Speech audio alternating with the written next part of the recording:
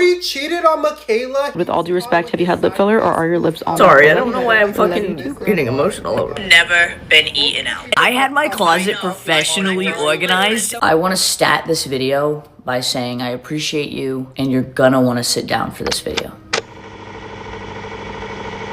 It's been quite some time, but I'm finally back, and I'm back with a response to my last video. If you've seen it or if you've not seen it, it has reached quite a diverse audience. So here's my response. Thank you. In a world where color loses its meaning and fashion aesthetics start to shift, influencers take on the biggest role in today's society, which is changing the public's mindset by promoting and functioning as the needed personal gap between brands and consumers. As digital trendsetters, keeping up a healthy yet indulging distance is what makes this job hot enough. But now that these influencers experience being the head of their own marketing teams with interesting self-made brands, music albums and products, an even harder challenge appears, creating a feeling of closeness while maintaining a sense of credibility and liability. If you've come across the latest trends regarding fashion and home inventory, and you've been observing our society's quiet shift towards minimalistic achromatic designs, you actually see something in the middle of these uprisings. Influencers who have claimed to have followed these trends by heart. Maximalism suddenly becomes minimalism to create a feeling of security and peace. Overconsumption becomes underconsumption, and suddenly everyone is concerned about what overconsumption may have done to our planet. This ping-pong game of switching between trends is nothing new, especially if you use social media apps on a daily basis. Yet it's always quite shocking to see new controversies spark up on the internet, talking about losing trust in influencers they have followed and supported for a very long time. But to save you from all of my talk, I will keep it short and cut to the chase with today's mutually important topic: what happens when these trendsetters build their entire brand presence around false promises, and when is being up to the trend another step of losing one's personality in a severely damaged, superficial society. To make it more plausible, I will show you several examples where this exact phenomena shaped the reactions and expectations of their viewership, and how digital closeness becomes yet another distant goal in our future. Who is Mikayla Nogueira? Mikayla, better known as Mikayla Nogueira, is one of the best examples. With 70.4 million subscribers on TikTok, she's globally known to bring more realness to social media, with her focus mainly being on makeup and her personal vlogs, where she shows her more luxurious side of her career. Apart from her job as a full-time influencer, she also launched her very own beauty brand called POV Beauty in March 2025. But where lies the issue with her internet persona, you ask? With her original account being created to support her mom during the COVID-19 pandemic, her account actually blew up in the very same year during the participation of the Catfish Challenge, where she showed her makeup skills as well as her creative talent, eventually reaching 138,000 likes as of today. She then decided to recreate this trend in 2022, which gained 767,000 likes. But this fame didn't last long, as the first controversy came with long-lasting backlash. Mikayla, who is known for her higher-pitched Boston accent, has actually been faking it for years to create her own unique social media branding. After this incident gained more public attention and more people came forward sharing about their experiences being with her during her college years, it got even clearer for her viewership that her entire internet persona was built on her very first lie. But that actually didn't stop her from going to more extreme measures, making her the very first big influencer, creating her entire account around controversies and problematic behavior. With that being said, I will now go deeper into her internet presence and show you how this strategy actually made her more memorable and famous in the first place, setting a new standard on social media platforms, with the achromatic aesthetic being the imprint of extreme change as a broader social shift towards a possible recurring Great Depression. After her controversy, her fans were having all kind of different reactions, from commenting about feeling lied to not being shaken by this incident at all. And I also found some videos where you can actually see what everyone was talking about, so I'm going to add it. So wait a second. It's OL Mikayla here, and I am standing in the Fisher Student Center, one of the best buildings on campus. I actually work here at the information center, so I'm sure you'll be seeing me around. Now, in 2022, the same year where she recreated her viral TikTok trend, a waitress actually came forward to share her encounter with Mikayla, claiming she had told her about being a fan to then just be shut down by her, to which Mikayla actually reacted to on her story time, with one of her texts being, she also DM'd her privately with explanations such as, for the record, all of this happened in December 2022, after her viral TikTok about how hard it is being an influencer, which enraged thousands of people across all social media platforms, and only 1 month after her apology during a makeup tutorial, another controversy resurfaced, with Mikayla faking her review about L'Oreal's newest mascara. And you're probably asking how they found out, right? I will show you the video and you can see for yourself because it's quite obvious, but we need to talk about the Mikayla drama and why this was so great for L'Oreal. So Mikayla, who has just over 14 million followers on TikTok, just posted a video about this mascara from L'Oreal. Yes, it was a paid ad, but that is not the problem. Viewers called her out for adding fake lashes and pretending that it was the mascara.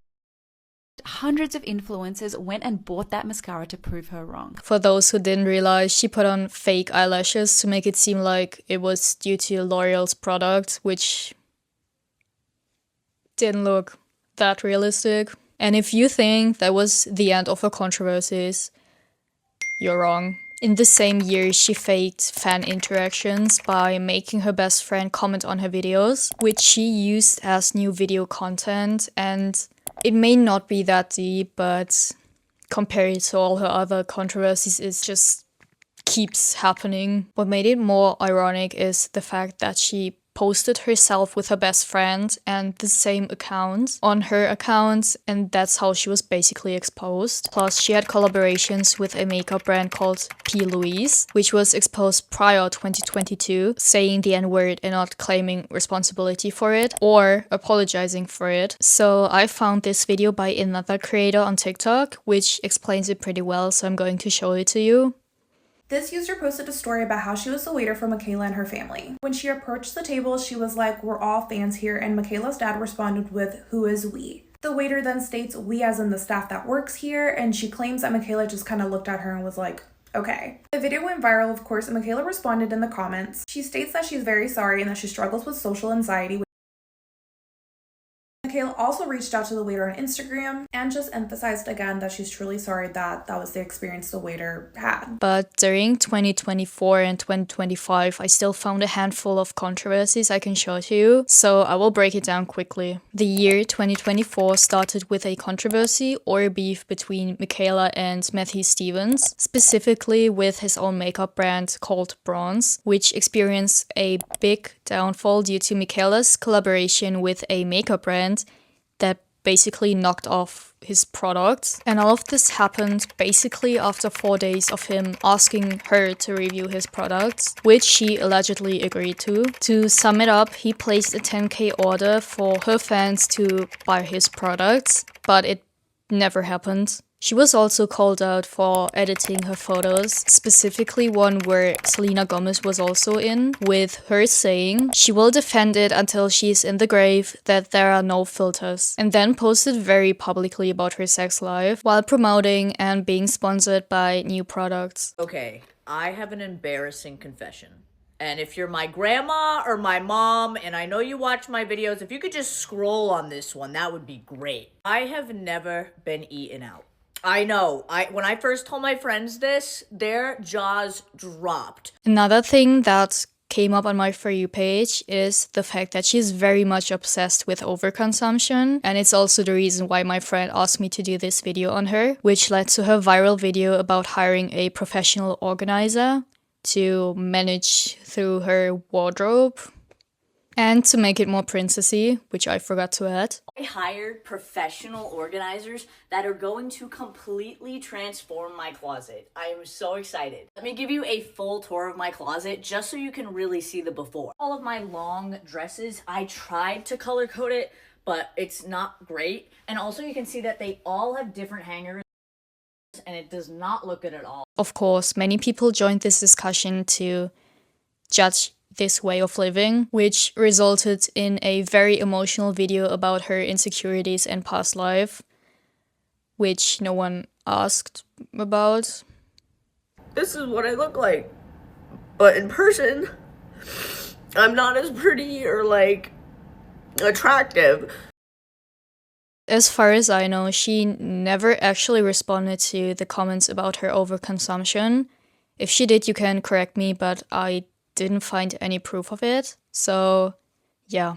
Now that we've reached the year 2025, there were two major reasons why she experienced a bigger wave of hateful comments. One being that she launched her brand POV Makeup with false promises, leading to allergic reactions and faking reviews. The other reason being that she publicly admitted that her husband was going through rehab while also profiting off of his addiction. Right after his release in April 2025 and 3 days after he moved back into their home, he allegedly agreed to joining her TikTok videos, so people pretty much criticized her tactics and strategies and exposing her partner for being a relapsed addict, while simultaneously having dozens of alcohol bottles in her home. Only 9 months later, she officially announced their divorce on February 15th with a heartfelt video directed towards her viewers. This video being, I want to stat this video by saying I appreciate you and I love you, and you're gonna want to sit down for this video. So now that this situation seemed like yet another performative act and change of her regular content, the question that's left to be answered is she preparing for yet another round of strategic lies? But Mikayla is not the only influencer that is publicly known to deceive her followership by misleading with false information and creating false narratives. That, though, doesn't mean that she deserves to be subjected to death threats, hateful comments, and also fatphobic comments. And I think that's what many people misunderstood. Differentiating between disliking and hating the internet persona someone is creating is crucial when you deal with real-life people. So what are other pretty striking examples that use similar deceiving strategies to build their media image? I will show you just how much people want to enhance their viewer engagement, even if it means that this information starts with pretty irrelevant stuff, and in more severe cases ends with their reputation and lives being destroyed. Living through the 2010s as a teenager, Madison Beer was the it girl, with her beautiful face being plastered across all social media platforms. She was setting quite an impactful beauty standard for my generation, and today at 26 years old, she's still reaching the hearts of millions through her music career, competing with celebrities such as Hailey Bieber when it comes to her followers across social media. But that perfect image started to shatter when old pictures of her resurfaced on the internet, showing that she's not as natural as she insisted to be. And it actually took years until she stopped denying her lip fillers, her rhinoplasty, and chin fillers. Obviously, it's not that deep if you think about it, but coming from someone who's lived through this iconic era of hers, people were really fed up with her inconsistent lies that left a very deep scar on her social media presence. To me, it was a very good introduction to social media itself, and it showed me pretty clearly why those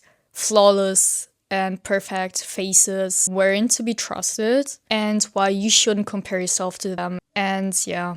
Following up to this conclusion, Becca Bloom is probably a name that comes up to your mind when you think of influencers that use their wealth in a good way. She's known to be the ray of sunshine between classified, self-centered, high-class, rich people. With 5.3 million followers on TikTok, it has been pretty rare to see actual negative comments under her videos, especially when she posts helpful deep dives into rather psychological topics by teaching how to tackle your insecurities, how to not be bothered by other people, and to not be controlled by what others think, basically. If you know her from your For You page, you've probably seen her videos about equality, which ended up to be one of her most viewed videos on her platform. And it's also the very first video I saw of her. But seeing someone sitting down with you free of judgment and smiling, while being interested in sharing what's helpful to others with experiences, examples, and statistics, made me click on her account and videos. And you could tell I was kind of shocked to see what her normal content was. It didn't take long until I stumbled upon videos about criticizing her lifestyle and her wealth deeply, with her status of being a nepo baby owning millions of dollars and her discussions of equality being ripped apart completely, while others commented about being sickened by her greed and attention-craving tendencies. So it's safe to say that to many people, she's just seen as yet another controversial creator that misuses her own wealth to feed her mouth instead of actually caring about problems and stuff that we struggle with. Or short, she's using a pretentious caring strategy for fame. Apart from her hauls where she openly shows her luxurious side of her life and her videos about social issues where she also claims that her husband paying her bills is the bare minimum, netizens especially started attacking her when she reacted to all the hate comments by saying it was for no reason, instead of reacting properly to the criticism. Another thing that sparked a pretty big suspicion towards her actually came from a Reddit user, suggesting that her bags and jewelry aren't hers but loaned from said brands, indicating that she flaunts her wealth and external validation without possessing any of it. That being said, I intentionally started with Becca Bloom as the least damaging example of influencers that were accused and semi-held accountable for using deceiving schemes to maintain a lifestyle of a rich, trustworthy internet persona. So now we can actually start with examples that were known to go to more extreme measures. Song Jia was internationally known for being part of a Korean dating series called Signals Inferno, with millions of fans being from all across the globe. To her audience, she was known to be the goddess of beauty, praised for her outstanding features while presenting a more mature, wealthier image. Through her debut in season 1, which aired in 2021, her cool, composed presence left a deep impact on Korea's youth. She was the iconic unbothered queen, even being compared to high-ranking idols such as Wonyoung from IVE. But only weeks after the season's finale, her career actually started crumbling, leading to her account being deleted by herself with a very long, heartfelt, emotional apology directed towards her disappointed fans. She was exposed for buying knockoffs and pretending to be rich to keep out the delusion of being a high-end, seemingly untouchable fashion icon. She managed to rebuild her career and became the face of many well-known South Korean brands, that being after incidents of being edited out of South Korean TV shows, being deleted from her friends' and other celebrities' Instagram accounts, and becoming South Korea's most hated celebrity. On the other hand, Alexis D became popular through hate speech attacks against Zuza, a formerly deceased cancer patient, and victims of ICE raids. After being publicly shamed for her behavior, she posted several self-pity videos where she said how sorry she felt for her passing and her hurtful words. Up until today, her account is pretty much active, with 1.6 million followers prior to 2026 and 230,000 followers on her new account.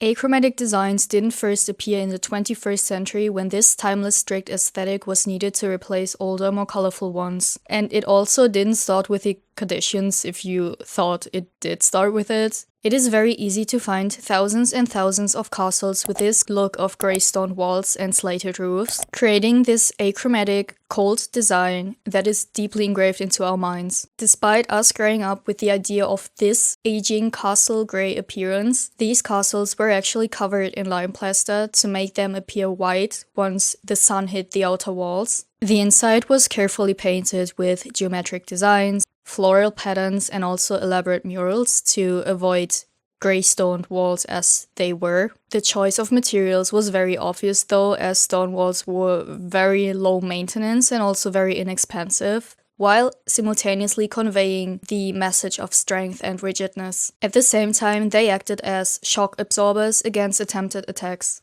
But how does this correlate with TikTok's rise in trends, and especially maximalism, with its newest counterpart minimalism and beige moms? Mikayla is the most known prime example for materialism, with her wardrobe being the size of my kitchen and room altogether, which is insane to think about, which is why I've already covered in my introduction how influencers are responsible for today's trends, with them functioning as the bridge between brands and consumers. So seeing Mikayla's normalization of materialism it inevitably shapes the mind of her younger viewers, making this unhealthy lifestyle contagious as it is. In 1988, Russell Belk released his own key concept of a psychological extended self theory, emphasizing how our possessions are not only external objects, but components of ourselves, meaning that these items allow us to enhance, extend, and maintain a feeling of belonging and a feeling of self. This feeling goes as far as saying that if our beloved possessions are lost, damaged, or stolen, we also lose a part of ourselves, causing deep emotional pain and a loss of identity.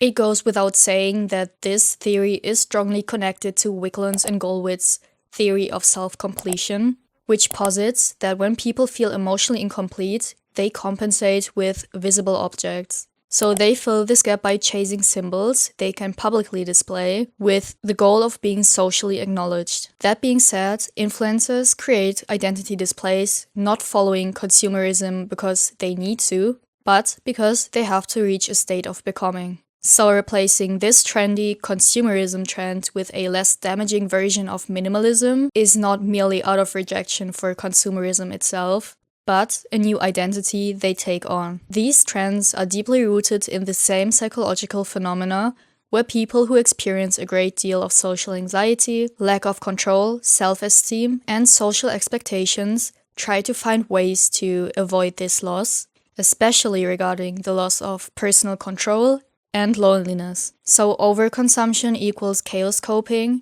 and minimalism equals control coping. Houses functioned the same way in a psychological sense. When the feeling of security and emotional stability was needed the most, especially during times of great global economic turmoil and instability, houses became a place where memories, identities, and personal attachments reflected on its interior design. These included inherited furniture, photos plastered all over the walls with family photos and pictures of loved ones, bold striking colors with asymmetry and clutter, conversation pits, and dozens of carefully chosen mechanisms and tools already built into your homes, not only for easier access, but for practicality and technology. Your house was your externalized memory system, perceived and valued by everyone else, also called the distribution cognition.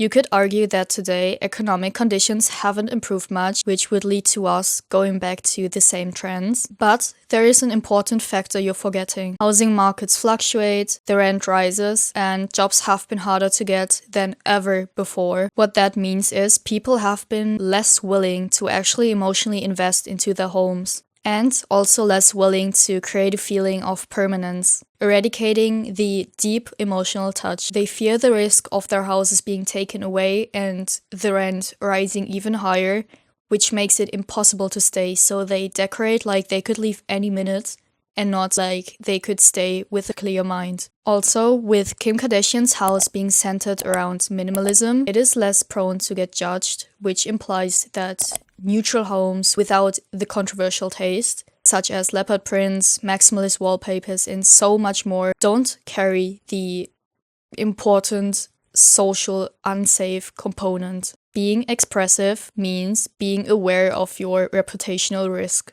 That leaves the question, will people finally feel safe enough to show transparency, to feel protected from others, and the fear of losing financial security and their homes? And when will that stop reflecting on our society, with brighter and more colorful trends replacing the old, depressing reality?